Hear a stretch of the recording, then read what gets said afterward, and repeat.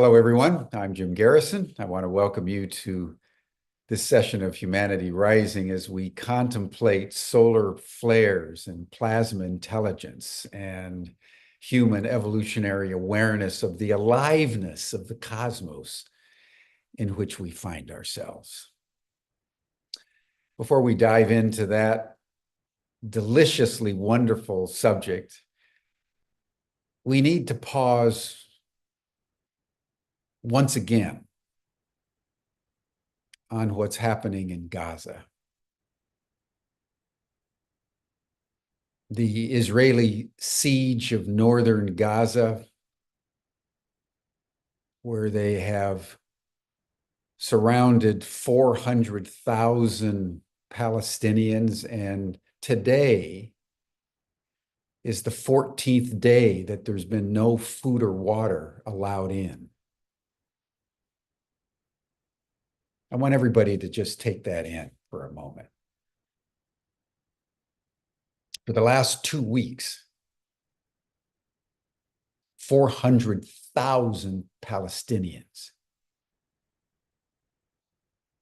concentrated in northern Gaza around a Jubaiyah refugee camp have been without food or water. Nothing's being allowed in. The Israeli plan is to starve them to death.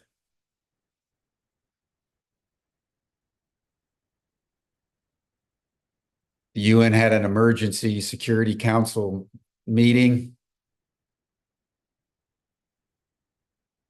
and one of the speakers said, this is the 47th meeting of the UN in the last year about Gaza. And every single time the United States blocks any action like they did last night. The UN ambassador saying, well, we've checked with the Israelis and, they're going to try to do something in the next 30 days, they say. You starve 400,000 people over the next 30 days. What do you think is going to be the situation? Meanwhile, just within the last 30 minutes, the Israeli military announces that they've assassinated Yahya Zinla, the Hamas leader, who was brought in July after the Israelis assassinated the political leader in Tehran, for which the Iranians shot missiles at Israel last month.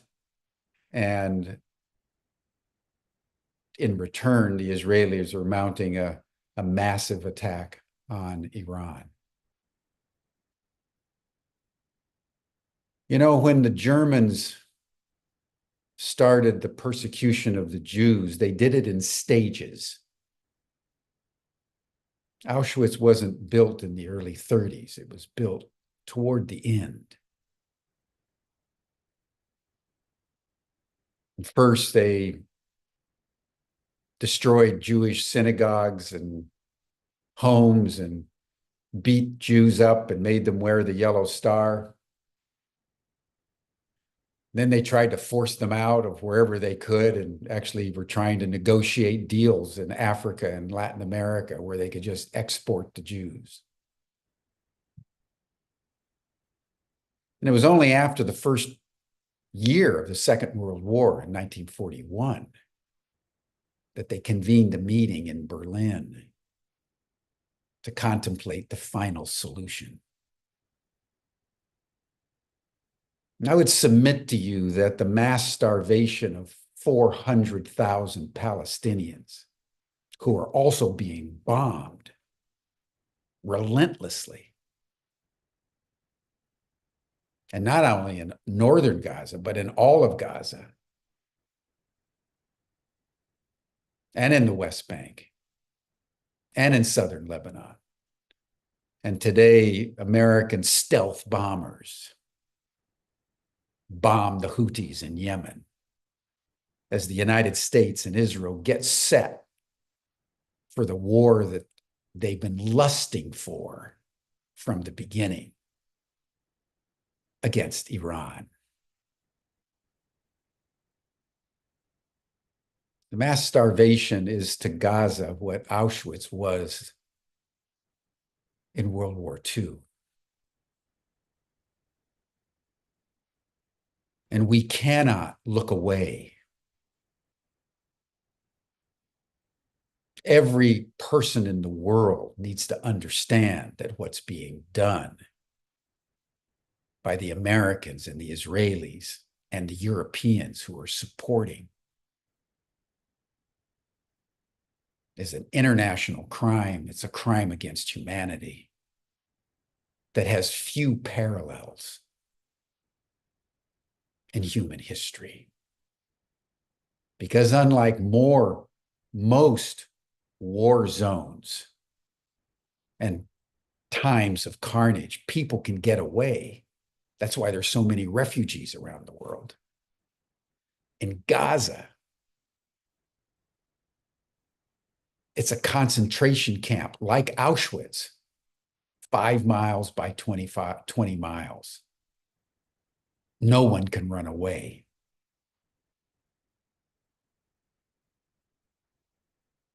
And the Biden-Harris administration is actively complicit. And if Trump wins the election, it'll become wholesale slaughter. So those of you who are Americans, those of you who are Israelis, those of you who are Europeans, look at what we're collectively doing day by day.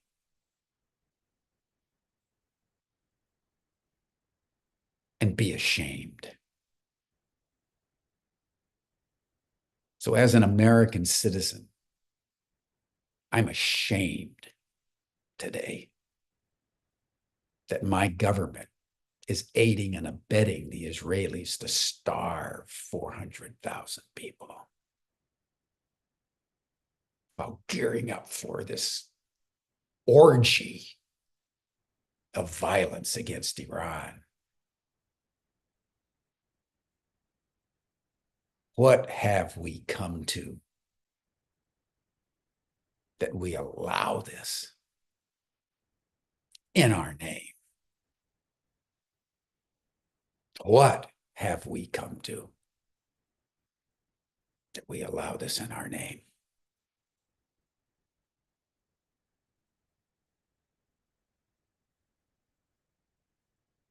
Every day,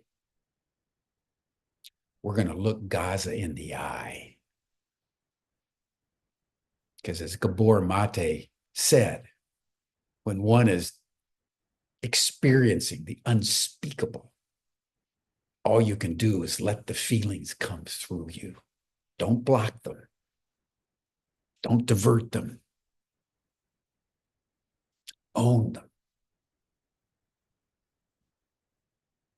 Because they are all of us, all together, doing this at some level. So thank you, everyone, for joining Humanity Rising today. I want to now turn our attention to the subject at hand. I want to introduce Susan Manewich, who's very deeply experienced in consciousness research and emotional intelligence and new energy technologies.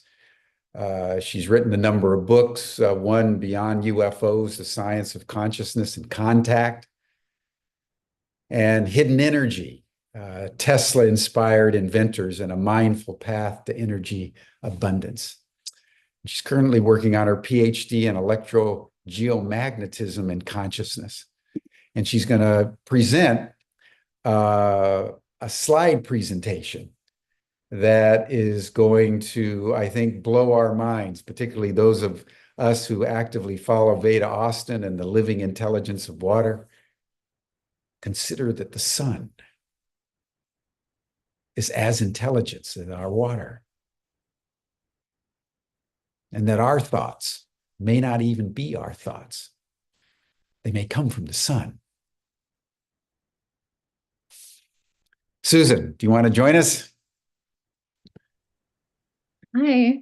Good morning. Good morning. How are you? I I'm in a thank you. I just want to share I'm doing okay. Thank you for what you brought to light this morning. With so much that is going on in the world right now, right? North Carolina, what has happened there. That's just a couple of states below me where I'm physically at, know a lot of people there. And what you brought to what's happening continuously in Gaza right now. So thank you for doing that.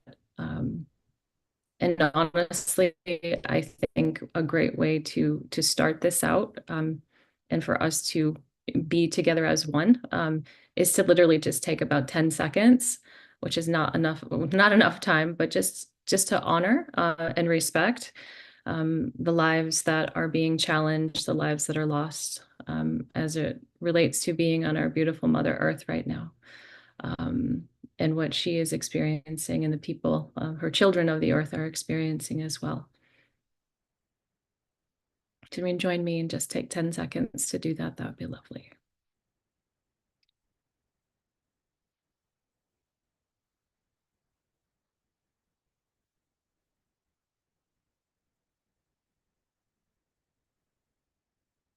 Okay, thank you. So, what I would like to do is I'd like to share with you my presentation that I put together for all of you today. And a little bit about what we'll be doing for this next 45 minutes or so. So as Jim said, I'm got a kind of a unique background as it relates to what this topic is about today. And so the title is Solar Flares, Plasma Intelligence, and Evolutionary Adaptive Abilities. And yes, I'm in the process of working on my PhD in this. I actually thought, geez, am I too old to go to school at this point? But I actually thought this is really important. It's something that's near and dear and true to my heart. So I felt like this was a good use of time and energy to actually put something like this on the map from an evolutionary standpoint with our evolving consciousness, especially right now. And I also want to thank everybody at Ubiquity University, and Jim, thank you and your team for being able to have this be presented here today. Just a little bit about my background. So yeah, there's the technical stuff that's here. I was one of the participating authors and researchers on the book Beyond UFOs, The Science of Consciousness and Contact, which was about 10 other researchers that were in here. Dr. Rudy Shield was one of those people. He's a Harvard astrophysicist, somebody I've known for a very long time, since at least 30 some odd years ago. And that was a fabulous book that was published in 2018. That research really started around 2014 and 2015. And these were 5,000 plus contactees, self-reported from around the globe. And we asked them a number of different questions. And you'll see some of the information that's included in my research here today. And yes, I'm a co-author on the book Hidden Energy. I spent a decade plus and still do it as well. In regards to new energy technologies. It has always been my sense that new energy technology, what people know as free energy, is actually something, consciousness is a part of it. It's not just putting wires together and expecting you're going to get something miraculous from the universe that's going to occur. So that is a part of my background. And emotional intelligence, I spent 15 years doing emotional intelligence work. I actually worked with the originators of EI, David Caruso was a colleague for a long time, and is still a good friend. So I worked with David, and we developed a training material that was taught at Harvard Business School, University of Chicago Business School, a lot of Yale Medical School. I mean, all these different colleges and universities and organizations, institutions around the globe. So you'll see why I'm sharing this background is because you'll see the formation of this thought process and why I actually think it's important to the topic that's here today. And by the way, I do write on Substack. So you just subscribe to it. There's no fee to subscribe, but if you want to contribute, it's always awesome and helpful to do that. And a little bit more about my background. So I am, as Jim mentioned, experienced. I am someone who actually remembers being in my mother's womb. I actually remember my incarnation. I remember before that. And it's just something that was a part of me, is a part of me. So I guess you could say I have this kind of innate natural relationship with the cosmos. And maybe it's why there's this focus on our star here, our local star, which is known as the sun. So the talk today is some ancient cultures believe that the sun was a god with divine power impacting human survival. And think about that for a moment. When you think about like the research and what you see in just the day-to-day news about the sun, stay out of the sun. It can cause cancer. Be careful of your solar exposure. Be careful of your sun exposure. So, there's this sense of hiding, protecting. And by the way, this is not a talk on that, but I'm just, trying to look at, these ancient cultures really revered the sun. And in our day-to-day culture, it's kind of like, it can make you feel really good, or, be aware of what you're doing when you're outside. Protect, put your sunscreen on and be careful and make sure, you're not getting anything, exposure that could cause something detrimental to you. Oh my God. And maybe it can even give you wrinkles. So, there you go. So as we're entering the height, and we are, of solar cycle 25 on the planet, people are seeing these, what was considered like these rare mid-auroral displays. So 2 times in 2024 alone, we've gotten these. And, if you feel like you want to just write in the chat, like if you did see these flares this year, meaning the auroras, you saw the auroras like where you were, if you could just write basically where you were when you saw them, that would actually be really cool. So the question is, are we being impacted and affected by these solar influences, and to what degree? And most importantly, is there an intelligent and an adaptive use of these strong plasma energies which we can learn, benefit, and evolve? So we also look at some of these ancient cultures and the sun. And I do actually really love this. I love this when you see this. So Stanford Solar Center, you can go there and you can check out some of the stuff that they put together. So for centuries, humans have attempted to explain the sun in terms of their own worldviews. The sun can be a god, a demon, a mischievous spirit, an omnipotent creator, or a ruthless taker of life. Whatever role it plays, most cultures have recognized the significance of the sun as a prime controller of all life on Earth. Remember, they were not stories created to entertain, nor were they written for our children. These myths, legends, and accounts represent their culture's worldview and people's attempt to explain, understand, and come to grips with nature's phenomenon. To the people who tell them these reports are relevant and true, as deeply meaningful and spiritually important as any scientific explanations. I always find that fascinating. That actually comes from Stanford Solar Center. And when we look at these different ancient cultures, and by the way, this is just a simple sampling of some of them, because obviously that there's more. So you see that there's this deep, long reverence for honoring the sun in whatever way that honor took place, because obviously, the Aztec, you've got the sunstone from, let's say, around 1427 BCE. There was a sacrifice that was happening and going on then. And then in Hinduism, you have Syria, 1500 to 3500 BCE. In Egypt, Akhenaten as the Sphinx, in reference to honoring the sun. This pharaoh was embodying the Sphinx, receiving, this divine energy from the sun, 1349, 1336 BCE. And then you have this Inca golden solar disk. 800 BC to 1 AD. So, this is, again, just a sampling. This is definitely not meant to be, very complete at this point.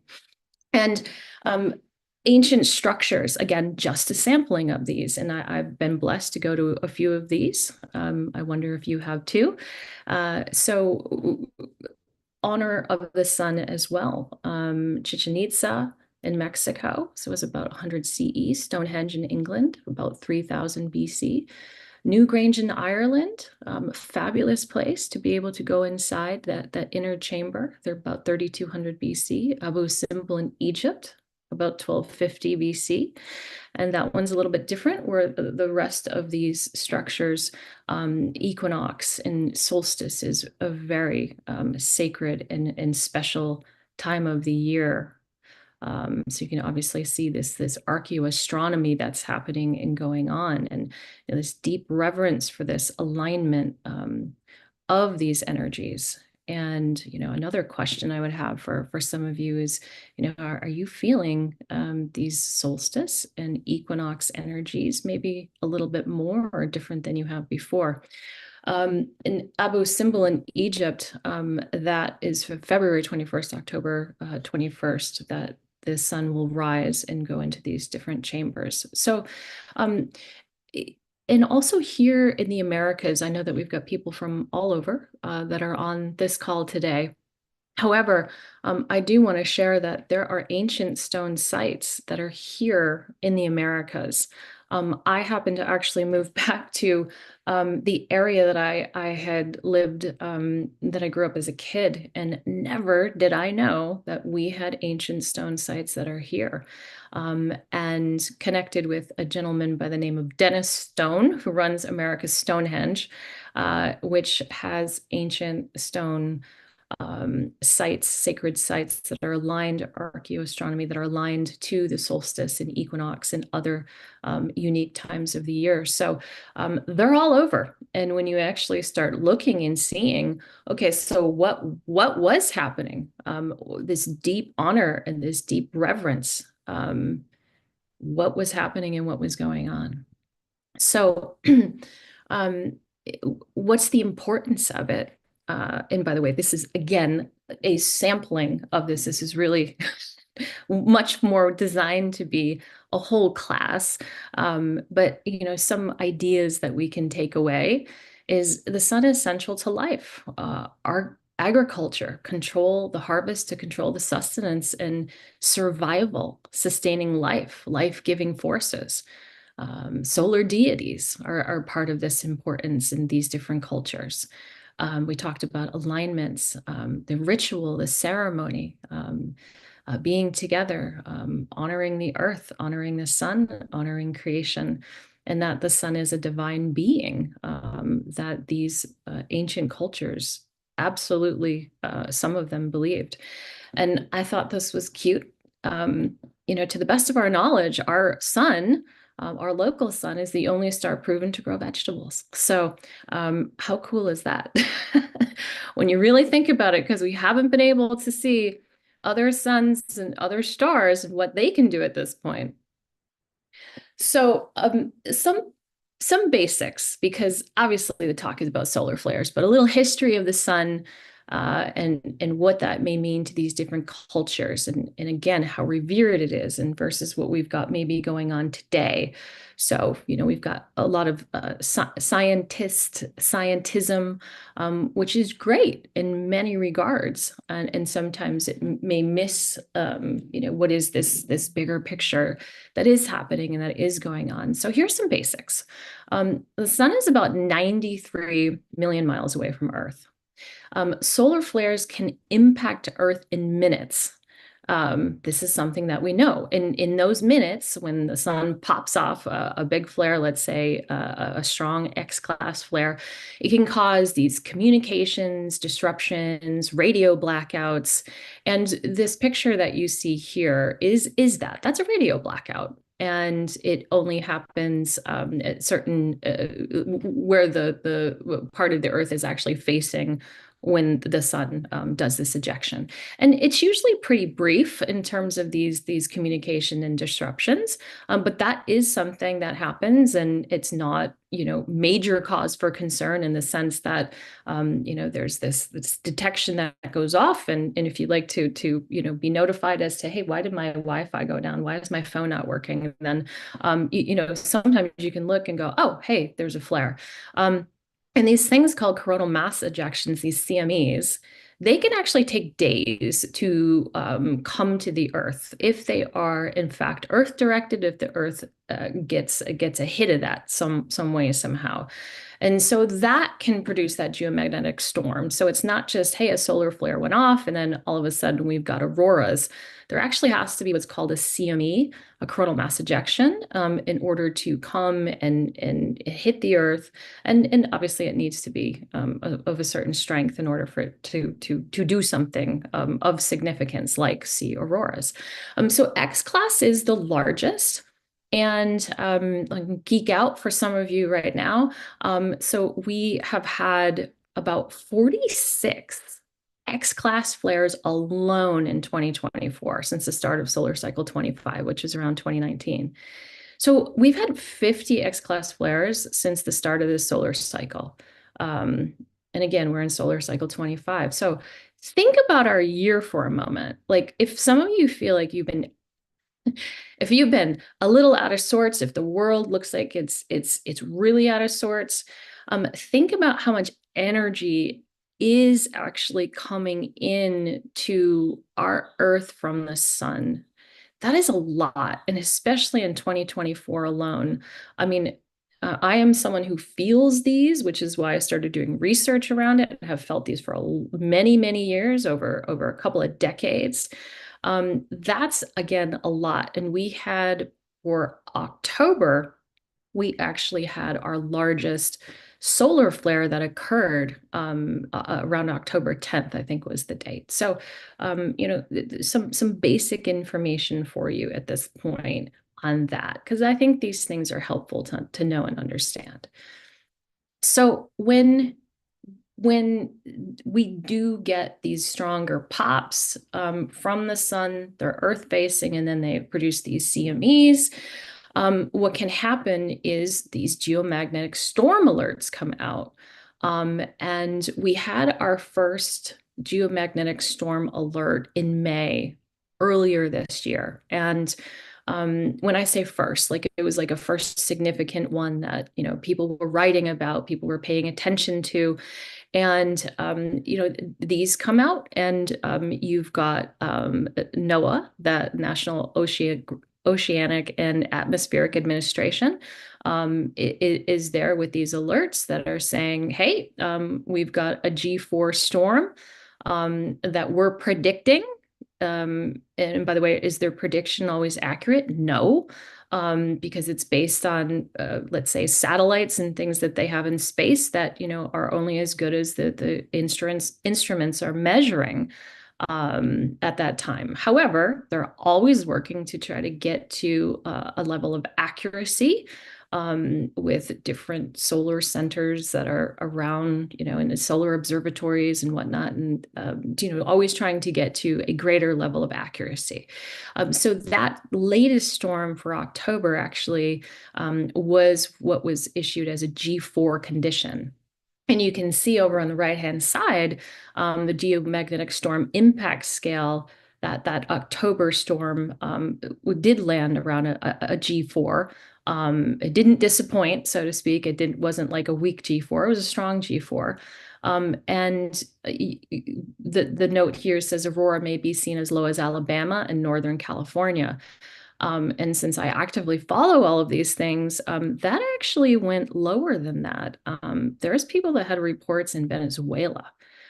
So I just literally found that super late last night, and I'm like, okay, wow, that's pretty deep. And because of things like social media, people have cameras, so you start to actually see that the citizens reporting these auroras and seeing these different things help to get a better level of accuracy as to what exactly is going on. So in some of these geomagnetic storms that occur, you can have these radiation storms in the upper atmosphere. You have radio blackouts around the world. You can have transformers explode. It actually is that's more. I actually hear more stories of these things happening than you may believe, because it's localized, and I'm hearing these stories and I'm like, oh geez, what was the solar activity, right? Like, oh, a transformer exploded, okay, let's check the solar activity. And you do get widespread mobile phone outages or glitches or whatnot. So this stuff is actually helpful to be able to look at, and it has become more important as time has gone on. So with these different significant auroras, and this one I'm happy to say was over my house. So it's quite beautiful. And it was a dream come true to walk outside of my house. October, I forgot the date. It was I think it was last week. I think it was last week. I can't remember my weeks now. And to literally see this, I said to my daughter, I said, honey, let's get in the car. They're happening right now. Let's go. And I grabbed the keys. We went outside, and she goes, oh my God, mommy, look. And boom, it was all right there. And we didn't have to go anywhere, I have even more amazing pictures. I hope some of you have some good ones too. But these were these significant auroras that occurred. And the difference between these two storms, just to share with you, is in May, there was a large combination of solar energy and CMEs that occurred. So these storms last longer. They lasted a couple, I can't say a day longer or 2 days. I don't know the exact time. But it was just a little bit longer in May of 2024 versus October of 2024. Super powerful auroral displays, though, super powerful lights. I did see some what I call really faint auroras in May of 2024, but nothing like what I saw in October. So we had stronger flares of these shorter durations, so to speak. Meaning the auroral storm was a shorter duration, and the May 2024 storm was more flares, but a longer duration of the event. And again, these are just little interesting things to note. And I share with you that like I am not a heliobiologist. I'm not a solar expert. I am someone that follows and cares about human consciousness as it relates to the sun.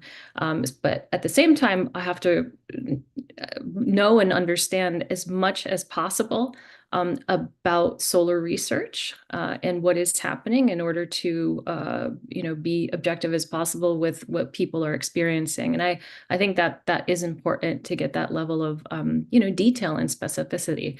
So I did write a couple of articles that you can go to on my Substack to check those out. One for the storms that occurred in May, and then this most recent one. And most people find these pieces of information helpful. So what I'd like to do at this point is I would like to have you listen to something.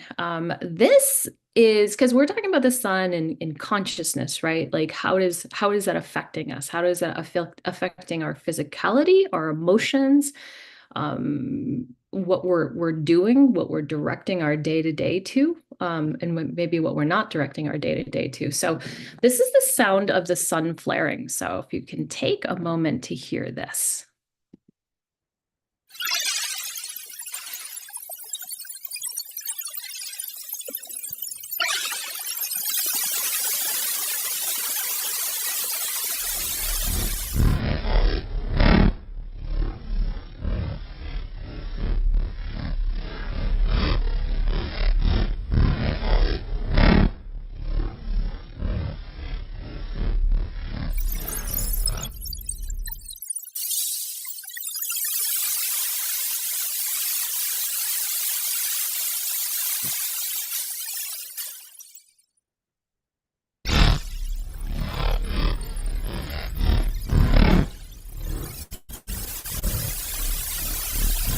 One of those dots is Earth, by the way, getting hit by the solar flare.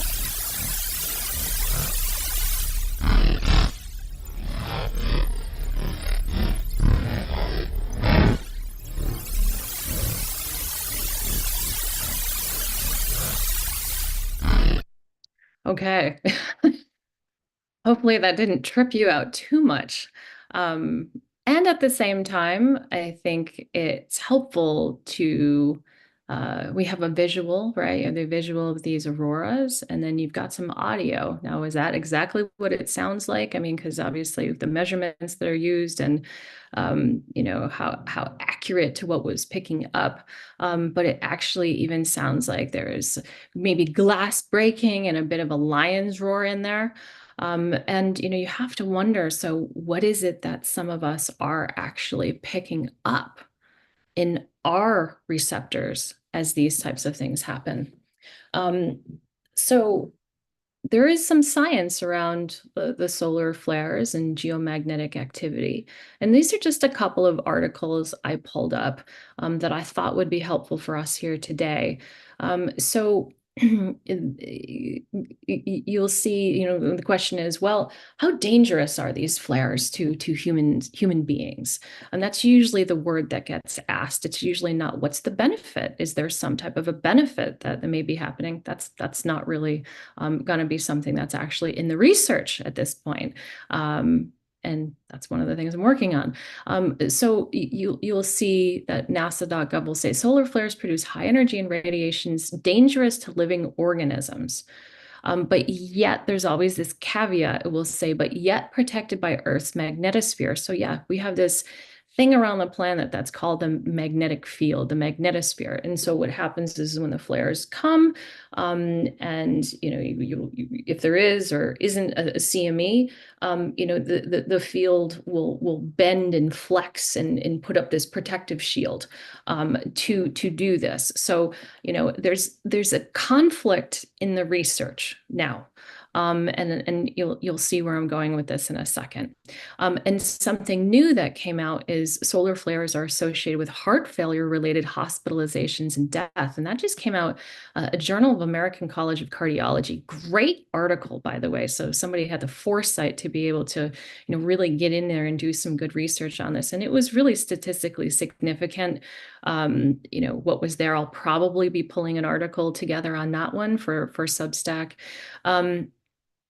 And so that was when there was a higher incident of solar flares, more people were reported to get into the hospital, and to, unfortunately, some didn't make it. And so really interesting in the fact that it came, when we have the strongest solar flares that have been hitting us, the 46 out of 50 for 2024. Good timing, and a big kudos to that research that's being done. Solar flares and geomagnetic activity can impact lower white blood cell count, neutrophil and basophil counts that may contribute to slight immune suppression. So basically, okay, when flares and geomagnetic activity happen, maybe there's a hit to some of our immunity. And that actually fits with some of the research that I've been finding as well, that I'll share in a moment. And solar flares and geomagnetic activity affecting your automatic nervous system, your breathing, your heartbeat, digestion. A big, again, kudos to HeartMath Institute for looking at this in 2018. So here's, again, that's just some of the research. And where the conflict is if this magnetic field that is around the planet is doing the job that maybe, at least this quote from NASA, believes that it's doing, then why would we be seeing some of these other things? Why would we be seeing the immune suppression? Why would we be seeing an impact on the automatic nervous system, breathing, heartbeat, digestion? Why would we be seeing people's feelings and emotions be affected in conjunction with some of our communications, right? Like with those radio blackouts. So you got to ask the question, well, how strong is that magnetic field? And is it maybe more powerful sometimes than others, or is it weaker sometimes than others? Just basic good questions to ask. So I started a couple of years ago Um, really looking at what people are experiencing and when. And very simple, it's because I started to not just feel these solar activities and these energies, but I started to pre-sense them. And the hit rate was like 100%, and it's just it was too common. And I said, all right, well, okay, that's me, but what about everybody else? That's always kind of how it's been. It's like, your barometer, but what about everybody else? So I started asking friends, family, and then I started putting it out in social media and tracking people. And so there's a number of people around the globe that I talk to regularly. And I ask them, how you doing? What's going on with you?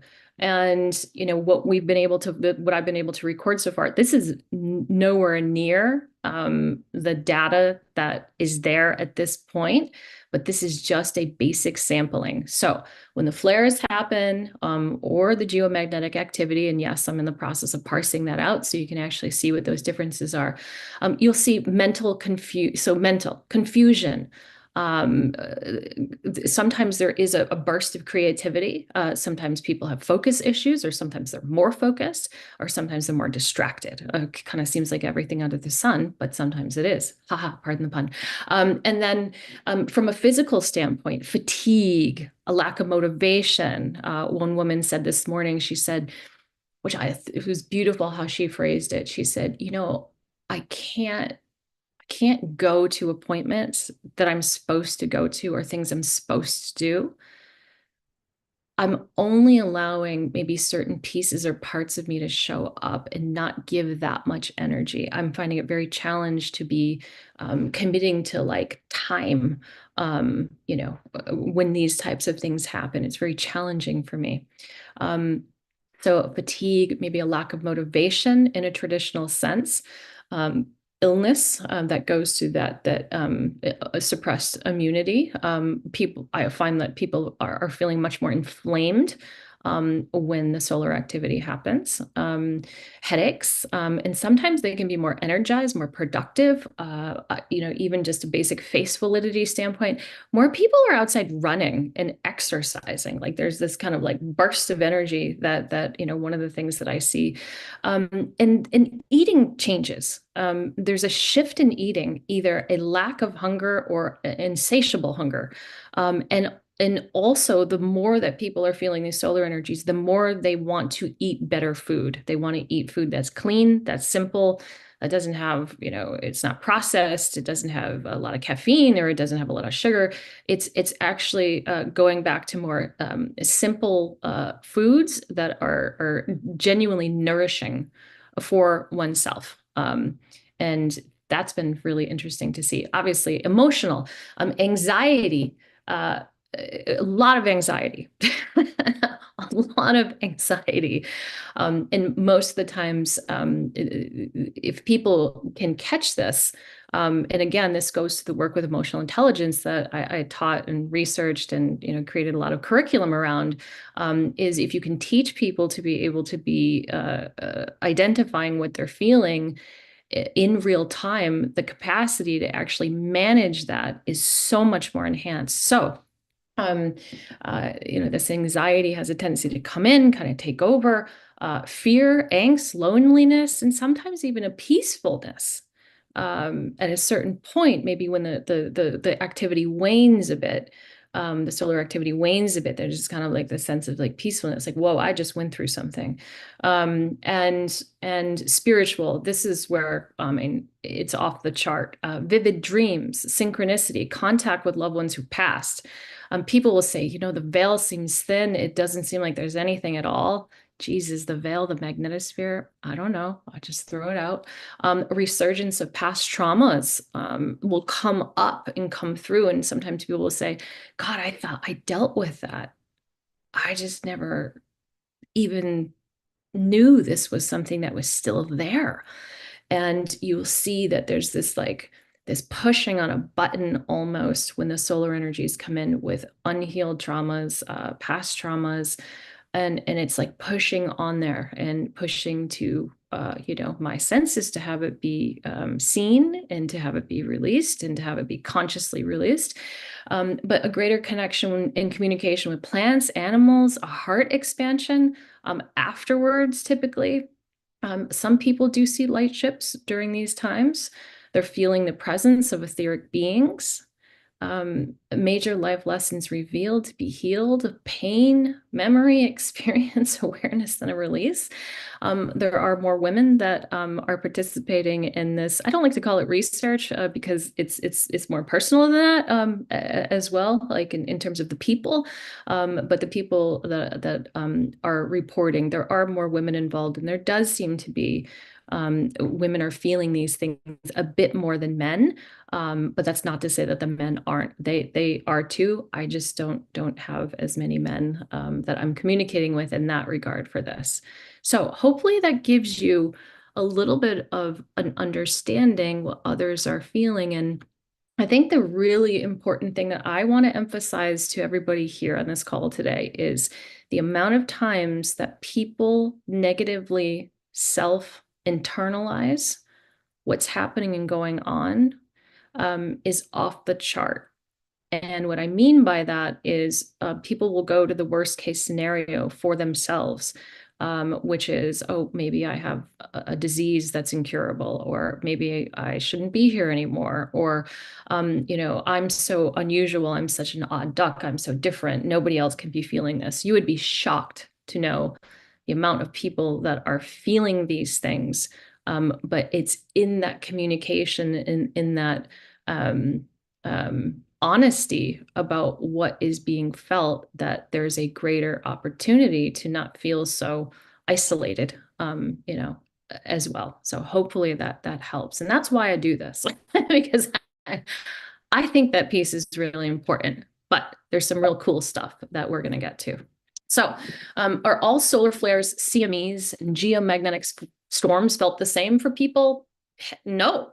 Sunspot differential, there's this thing called the sun doesn't just, for like pop off. There's this thing called sunspots, and you can identify these. They're identified by numbers, and the sun is turning, and then these different sunspots emerge, and there's a differential. I've started to see with the research that different sunspots have a different whole different energy that is connected to them. And it's fun. And when I say fun, in the sense that, wow, isn't that insanely dynamic and very unique? And obviously, the Earth is participating, obviously, us as human beings, and what lies in that 93 million miles away in that interstellar medium is, is part of this participation as well. The intensity matters. The timing, like I said, pre-flare activity, some people can sense these things before they happen.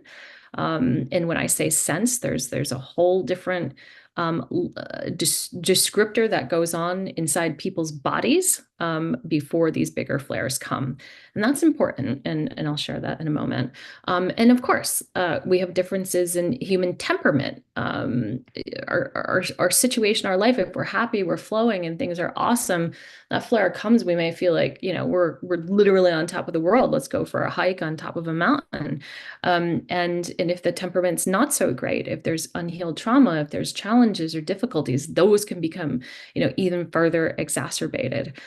Geography, I do have people in different regions around the world that report back in, and it's pretty much the same. I thought that would make a bit more of a difference, but it hasn't yet.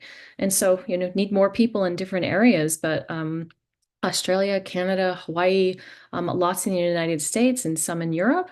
But, I'd love to get to other places around just to see what other people are reporting. But it seems pretty similar at this point. So how is it possible to sense the big flares before they happen? And maybe some of you, this may be a little bit too much at this point, but what I would say is, maybe that's why it's important to feel, know, and understand if you are being impacted by these, to to recognize that, because I think that's part of this, we call it emotion management. Maybe it's part of getting through our planet at this point in time as well. So how is it possible? Well, we know that there's a lot of research that's been done. It's non-local.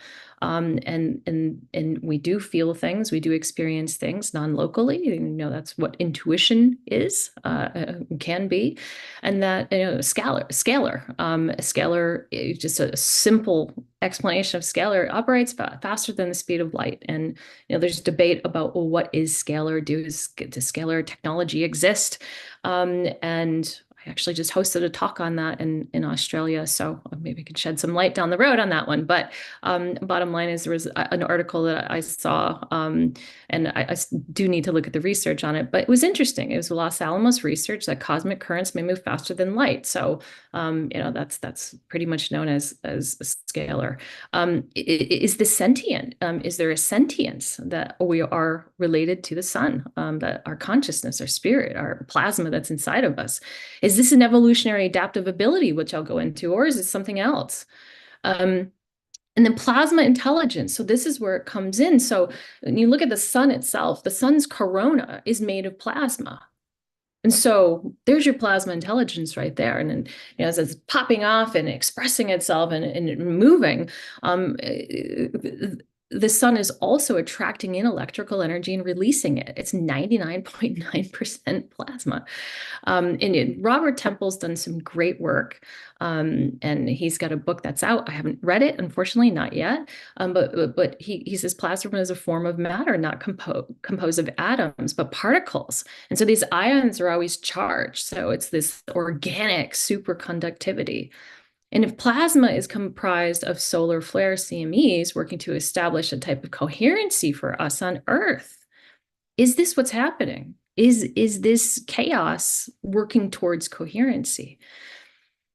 And so I just bring that up as a point. And I wrote, well, what only makes it intelligent if it's used wisely, if it's guiding us along our evolution.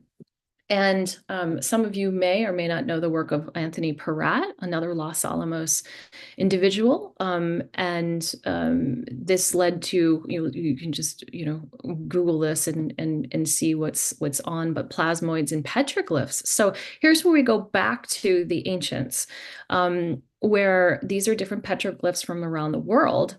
And what you see is, to the left, the purple, is a plasmoid that was produced in a laboratory, where you're able to actually see the exact signature as some of these other petroglyphs.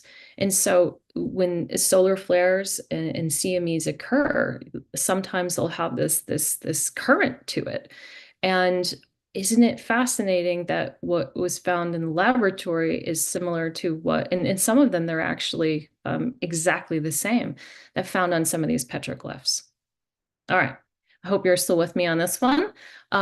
So what would be the point of that, right? Like, if the ancients felt it was important enough to carve it into stone, to paint it on rocks, why? Is this part of these evolutionary adaptive abilities? Were the ancients maybe seeing something that at the time that they sensed? Was it post? Did they see it afterwards, or where were they seeing it? Were they seeing it in their mind's eye? Were they seeing it in a form in the sky of a shape? I don't think we know. We don't know that. We can guess, lots of guesses. But is this part of our evolutionary adaptive abilities? When I was heavily in working in emotional intelligence, there was this term that always came up when we talked about emotions, and that they were an evolutionary part of our survival, and emotions are adaptive. And so adaptation, in order to improve our chances of survival. So we adapt as human beings in order to do that. And so emotion adaptations, they have evolved in response to eons of this selection pressure, characteristic of social and physical life over the history of our lineage. Cues relevant to these distinct selection pressures should reliably elicit relevant emotions and motivate behavioral responses. So basically, when we're feeling a feeling, if we're conscious of it, it should be there to guide us to do something. And that is where it only becomes intelligent if there's like the overseer, your consciousness coming in to say, is this helpful or not? It's like if I'm walking down the road and it's dark at night and I hear heavy breathing and maybe roaring.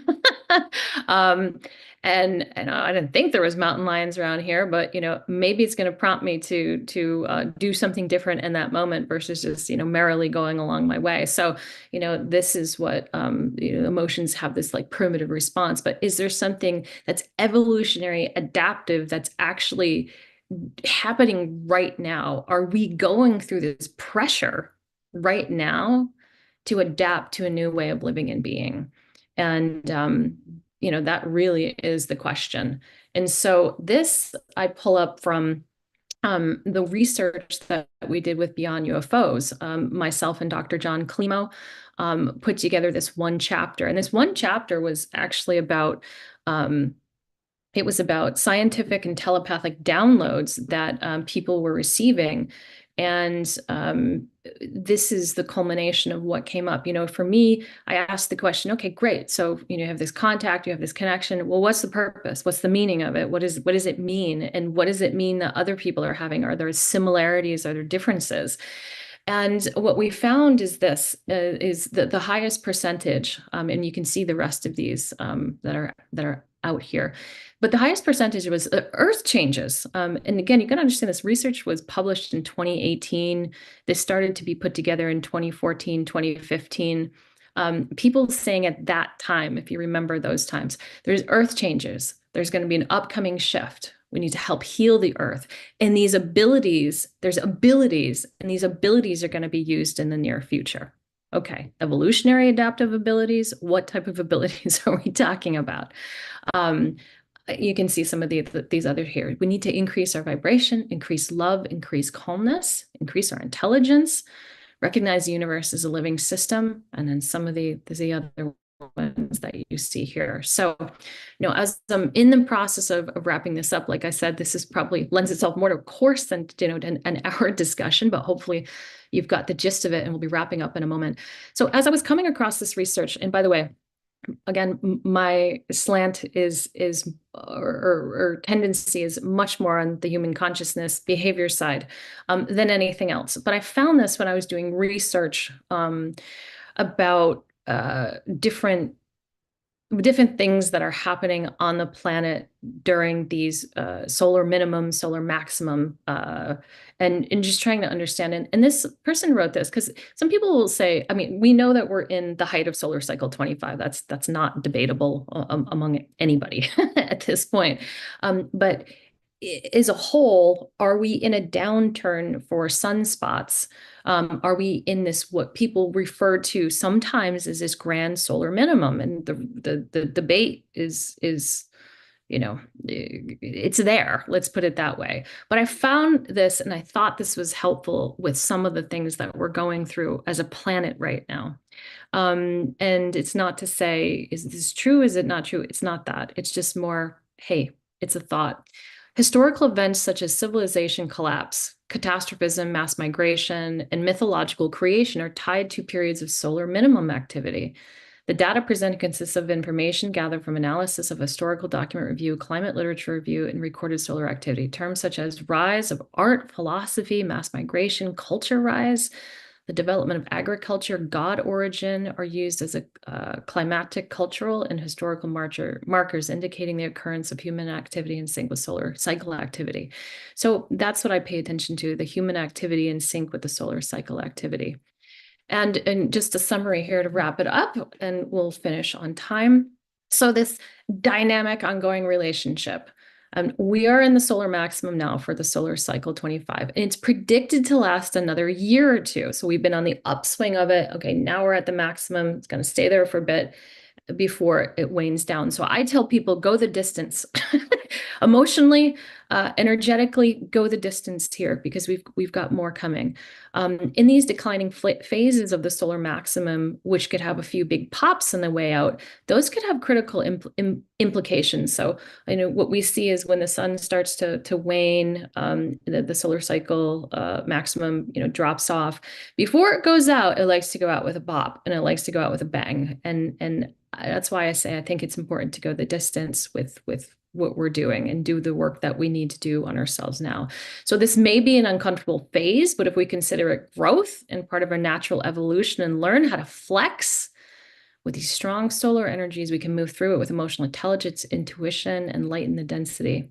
And so my goal today is just that we get more adept at working with these natural forces for our collective evolution. And if you want to participate with me with some of this research, that would be cool, and that would be awesome. And the more the merrier, so we can really understand what's happening and going on and help others. So thank you so much.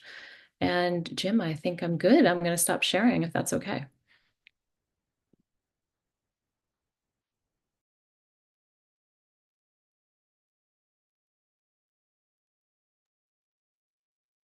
Fantastic. Fantastic. It's amazing what you're up to. And now, let just some quick questions. Is this your PhD work? Yeah, I mean, I didn't present it in the form that I No, but present. this is what this is what you're right. This is the Yeah, domain you're doing your doctorate in. yeah, exactly. Yes. Wow, that's amazing. That's such a rich, rich subject. My goodness. Well, Because as you're, long as it's relevant, that's yeah, yeah, important. yeah. Yeah, yeah, yeah, yeah. Yeah, yeah. And how did you get involved at this depth? Tell us about your vector to come to this level of interest in this particular sliver of reality. Yeah, well, because I could feel the sun. I mean, I'm just gonna put it, and I didn't know that that's what it was up until Uh-huh. it just was so consistent, was so pervasive. Um, and not in a bad way. And it was, and it got to a point where I I mean, I could see certain things that were happening in real time, and I went, you just make the connection points with the plasma and the work of Anthony Peratt, and then, and again with the emotional intelligence work, I know there's this deep relationship, and with the work on Beyond UFOs, piece, and it just seemed to make a lot of sense, and it was just automatic. So it wasn't just myself when I started to see family and friends going through it, and said, I found myself almost every day telling people, hey, it's the sun today. It's not you. And it got to a point where it was just so much that I said, I think it's really critical that we formalize this. And I started to actually talk to colleagues in emotional intelligence and said, what if there's something more than just, you're feeling this today? What if we actually know what the driver is to this? So, This is astrology. yeah, it is.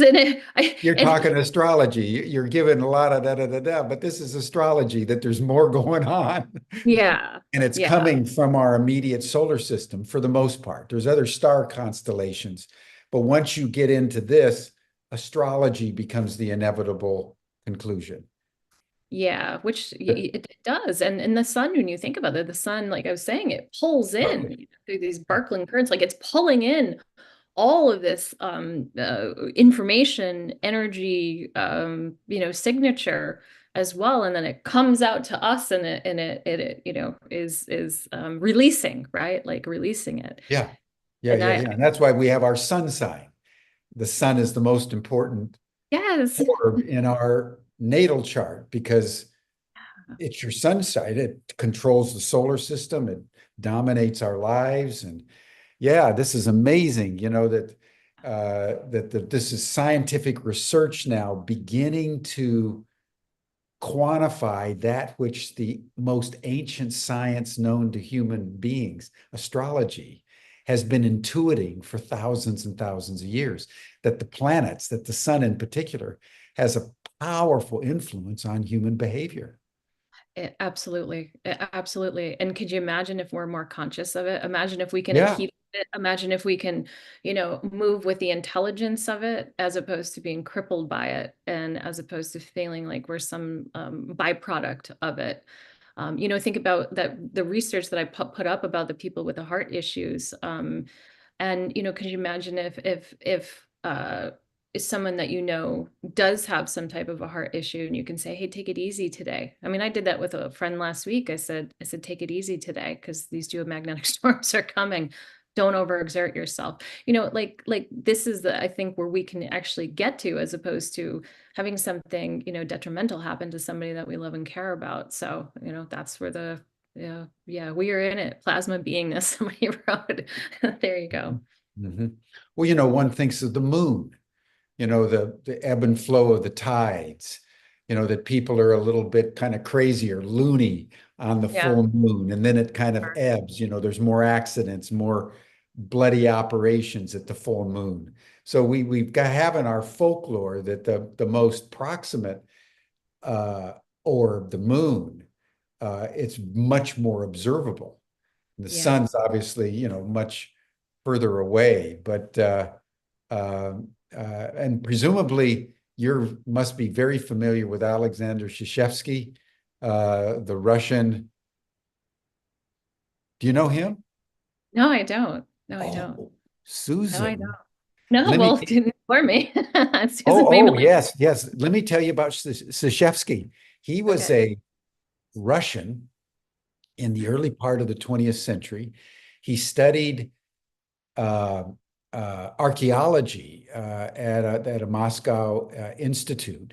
And then he began to look at kind of the effect of ionizing light on animals.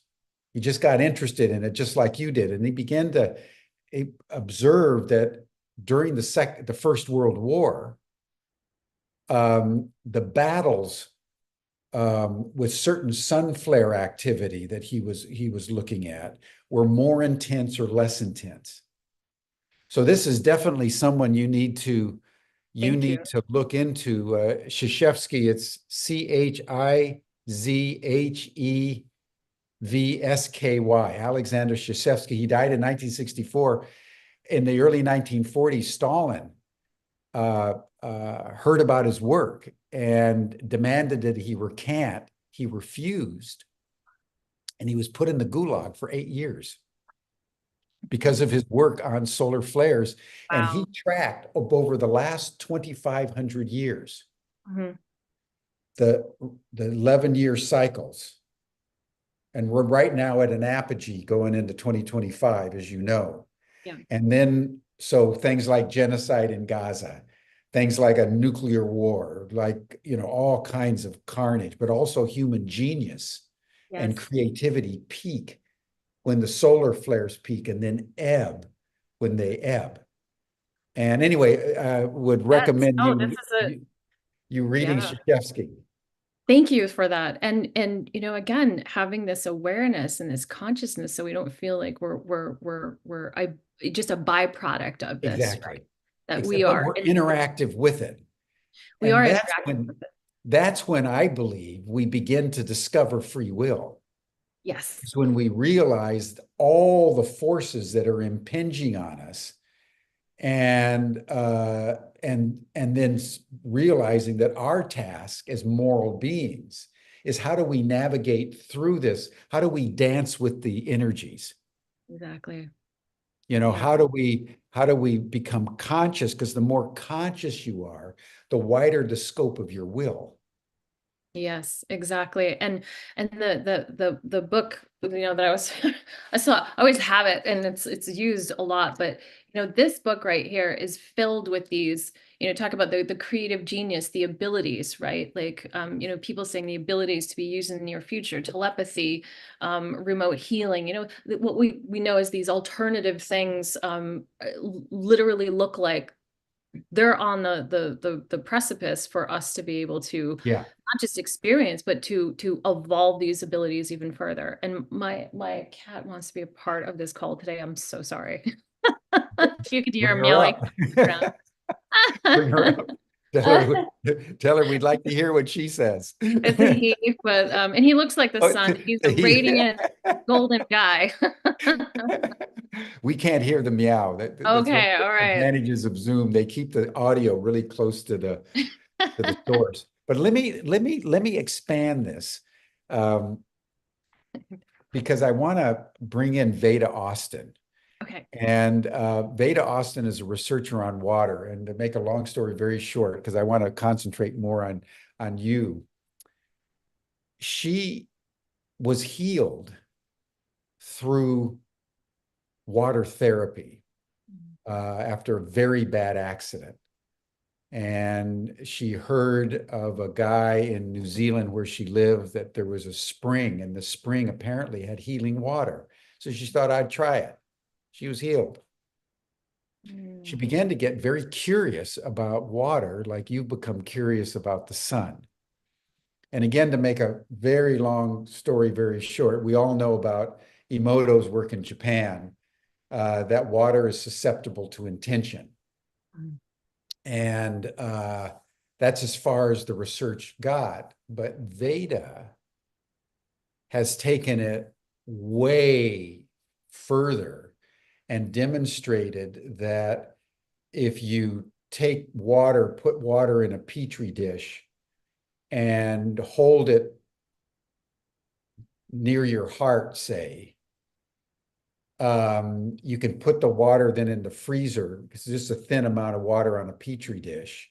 And when it freezes, it'll often come out and have a shape of a heart. Or if you put it by a Buddha, it'll be the shape of a Buddha. And so she began to realize that water's capable of receiving an impulse and creating artistic images. She's got tens of thousands of examples of what she's doing. I do it almost every day as a part of my practice. And today I put the little petri dish of water right at the foot of an image of Artemis, the goddess Artemis. Put it in the freezer, set my little timer. And then when the 40 minutes was up, because my freezer's a little bit slow, I went in and guess what? There was this beautiful image of Artemis. Oh, wow. Then, and this is the kicker, as they say, she began to realize that water was capable of intelligible communication. And she's now doing research on what she's calling hydroglyphs. That if you ask water to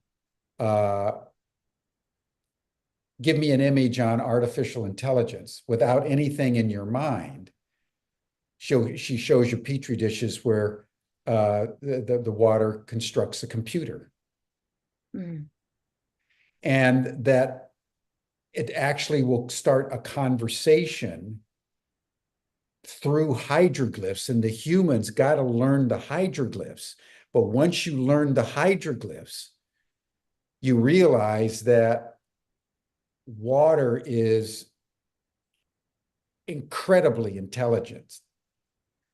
So I bet you anything that if you tracked what you're doing about the sun, you would end up where Vedas ended up on water. And in fact, what I would say is these poets that say, or musicians, that a poem comes through you and you got to grab it. And if you don't grab it, it goes away.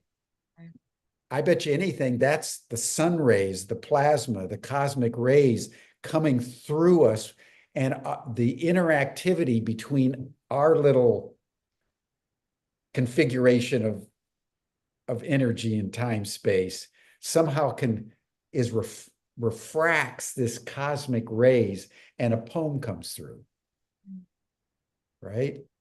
So I think the sun is capable of talking with us. And that was the basis of the oracle at Delphi. Remember, the oracle of Delphi was under the aegis of Apollo, Yes, the sun god. And the Pythia, when you came with a question, the Pythia would go into a trance, but it was always in communion with the sun and Apollo. So anyway, I'd love to have you speculate on that. Well, I mean, here's the irony is to all of that is, we're experiencing so much that's going on in the world right now, right? Like because we can externally see, like our cell phones, we can be exposed to things, and it can shift our mind with a nanosecond to maybe something that's not part of our evolving consciousness in that moment, right? And so, this is where some of this, dare I say, training comes in to recognize the time that we are in right now. Because if you we do look to the past, and I think it's critical to look to the past and see what's there. So, everything that you just brought up about, the Oracle of Delphi, like this is the ancients really knew and understood Exactly.